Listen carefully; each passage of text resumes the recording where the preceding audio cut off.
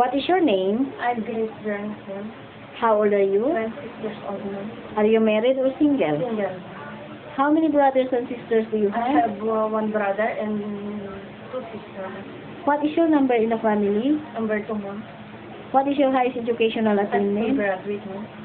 Okay. Do you have experience as a housemaid Yes, ma'am. here in the Philippines? No, ma'am. Abroad? Country, ma'am. Yes, ma'am. Okay. So, in what country? First, ma'am, Jordan. Okay. Then I finish my contract. I take care of one baby, Okay. and then eldest mom, 71 years old. Okay. How old is the baby? 4 years old.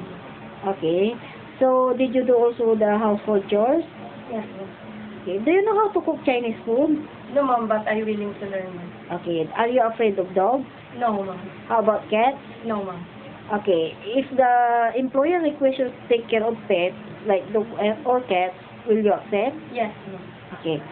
If requested by your employer to give up some of your rest days with compensation, will you accept? Yes, ma'am. Okay. Why do you want to work in Hong Kong? Because I want to help my brother, ma'am, because he's studying. Okay. So is it necessary for you to attend mass every Sunday? No, ma'am. Okay.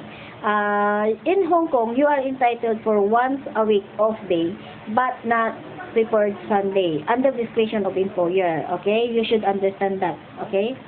So, before we end up this interview, what can you promise to your future employer in Hong Kong? I will promise, ma'am, I do my everything, ma'am, and I finish my contract. Okay. Can you promise to obey the rules and regulations of your employer? Yes, ma'am. Okay. Good luck to you. Hope you will get employed soon. Thank you.